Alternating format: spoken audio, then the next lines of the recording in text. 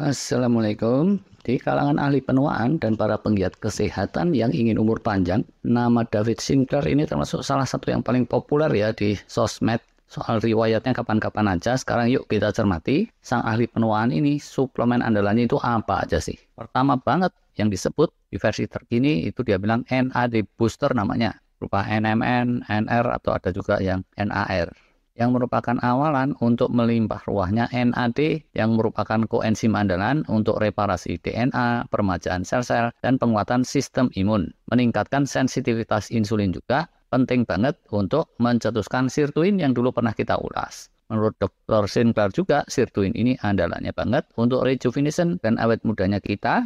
Kapan-kapan NAD-nya bisa juga tuh kalau mau diulas. Yang kedua, andalan Dr. Sinclair, metformin. Ya, ini dikenal luas sebagai obat kencing manis diabetes. Khasiat utamanya itu nyepetin kemunculan AMPK pathway yang merupakan awalan autofagi dan seterusnya. Meningkatkan sensitivitas insulin, meredam oxidative stress, peradangan, inflamasi, memunculkan sirtuin juga. Banyak ahli yang bilang ada alternatif yang mirip tapi bisa jadi lebih jos daripada metformin walaupun harganya lebih mahal, yaitu namanya berberin. Nah, belakangan bahkan Dr. Sinclair lebih seringnya bilang metformin atau berberin gitu, interchangeably, dan bukannya metformin aja kayak dulu-dulu. Berikutnya lagi sering disebut oleh dia resveratrol. Selain model suplemen, resveratrol ini terkandung di red wine, kopi tertentu kayak gitu. Khasiatnya meredam oxidative stress, peradangan atau inflamasi, dan meningkatkan sensitivitas insulin juga, sehingga dia yakini punya efek bikin awet muda. Dosis-dosisnya ini nggak usah disebut lah ya. Terlalu jelimet sih kalau sampai ke situ. Udah gitu, dosis ini bisa beda-beda kan untuk setiap orang. Berikutnya lagi, fisetin juga disebut tuh. Jenis flavonoid, dapatnya bisa dari pil suplemen, bisa juga dari makanan kayak dark coklat atau kakao, kayak gitu. Fungsinya ini hampir seperti resveratrol tadi, jadinya Dr. Sinclair ini ngobrolinnya seringnya sekaligus resveratrol dan fisetin, gitu dia bilangnya. Berikutnya, bagi dia agak baru, spermidine. Dia yakini bisa meningkatkan hormon-hormon reproduksi macam testosteron kayak gitu dan bikin autofagi lebih kenceng. Selain bentuk suplemen, banyak makanan mengandung spermidine, dulu udah pernah kita bahas, sumbernya dari mana aja dan khasiatnya apa, silahkan aja dicek. Berikutnya, vitamin D3, diyakini bisa memperkuat tulang, meredam peradangan, inflamasi, meredam potensi kanker, dan ngencengin produksi hormon-hormon reproduksi juga, meningkatkan imunitas antivirus. Sepaket dengan itu, sering disebut vitamin K2. Ini jarang diomongin di Indonesia, tapi diyakini oleh Dr. Sinclair, dia ini memperlancar pengelolaan kalsium dan sebangsanya itu, sehingga nggak numpuk di saluran darah atau tempat-tempat yang nggak semestinya. Juga penting untuk ketajaman otak dan fungsi kognitif, bagus juga untuk menguatkan otot. Biasanya ya, Dr. Sinclair itu ngobrolin vitamin D3 dan K2 ini secara sepaket, dan dia bilang suplemen-suplemen juga banyak yang mempaketkan dua ini. Biasanya dikaitkan lagi dengan obrolan tentang vitamin B juga. Dan vitamin B sering dikaitkan dengan NMN yang nomor 1 tadi. Tapi nggak terlalu jelas sih Dr. Sinclair pakai suplemen vitamin B apa enggak. Atau udah sepaket sama yang NMN. Berikutnya yang menurut dia penting juga, ALA, alpha lipoic acid, bisa meredam oxidative stress dan radikal bebas. Dan bikin mitokondria sel-sel jadi lebih mantap. Kapan-kapan mestinya ini kita cermati nih soal ALA. Karena di luar sana, ahli-ahli longevity banyak yang gembar-gembor soal ini. Lagi pula jarang tuh ya, suplemen yang khasiatnya itu untuk mitokondria sel-sel.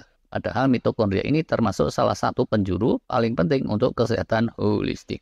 Berikutnya lagi, fish oil minyak ikan. Omega 3 kali ya isinya. Umum banget sih kalau yang ini. Dia bilang ini bisa mengaktifkan sirtuin 1 kayak berberin metformin tadi. Terakhir, waktu ceramah di Emirat Arab, 10 itu tuh yang dia sebutin. Tapi ya dalam kesempatan lain-lain, yang sebelumnya dia nyebutin beberapa yang lain. Nggak tahu tuh apa yang lain-lain itu sekarang udah di stop, bagaimana walau alam. Yang lain itu apa? Antara lain nih ya, coenzim Q atau CoQ10 atau coenzim Q10. Angel menjenengi.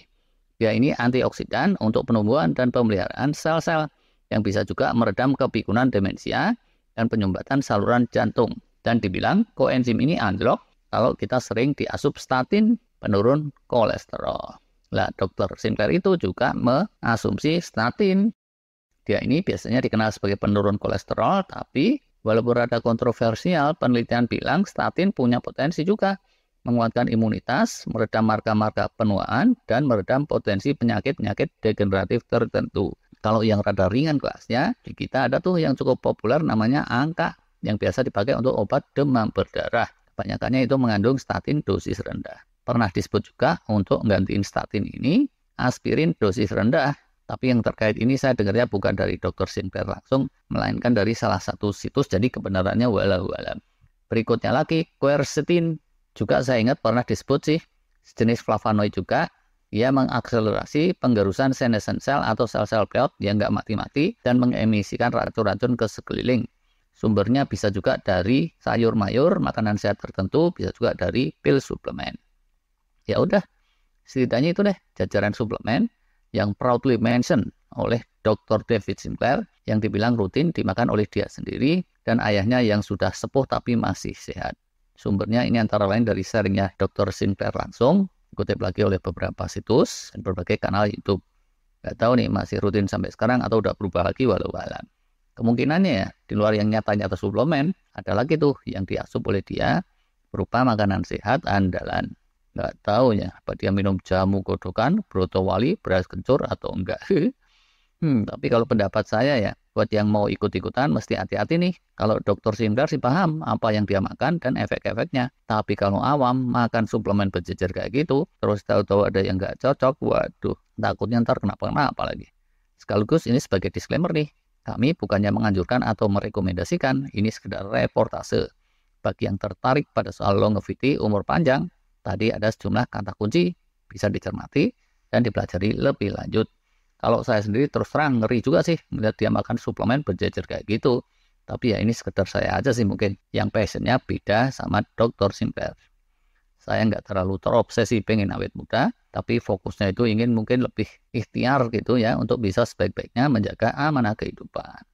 Gitu dulu deh. Stay healthy, take care, thank you very much. Widih, pakai bahasa Inggris barang.